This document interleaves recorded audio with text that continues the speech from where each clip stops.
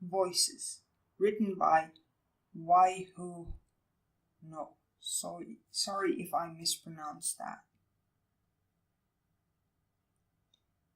He heard them laughing.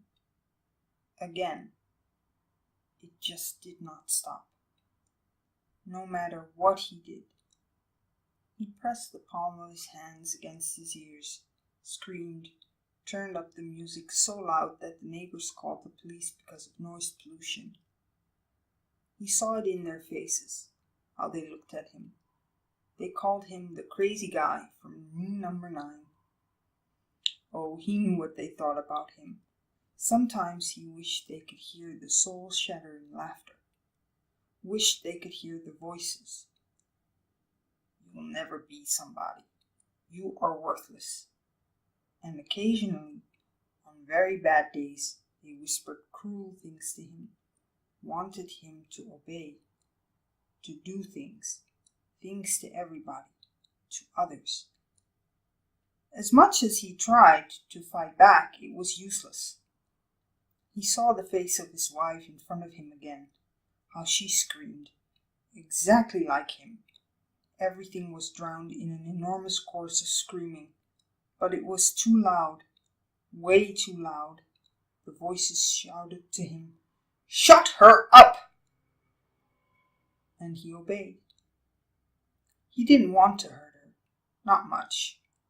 No, really, not. Also, it wasn't his fault, but hers. If the fucking cunt could have just stopped screaming, then all of this wouldn't have happened. But together with the anger, the guilt arose, the self-hatred, the scorn. They were all right. He would never be somebody. Murderer, the voices whispered now. They adjusted, tried to give the blame to him, even though it was their fault. They were the ones who did it. He punched his fist hard against his head. It hurt. But he didn't stop. He banged his skull against the wall.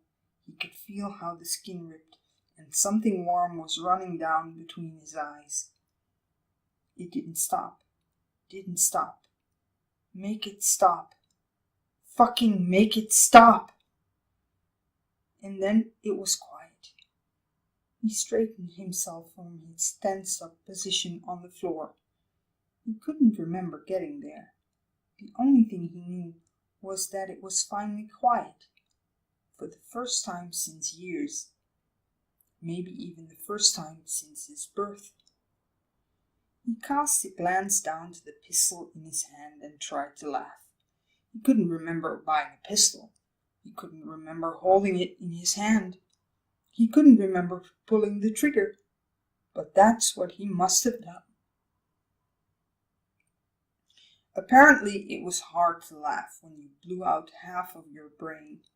He fell back onto the ground, still laughing, choking, coughing. He couldn't see anymore. He couldn't feel anymore. He couldn't hear anymore. But it was finally quiet.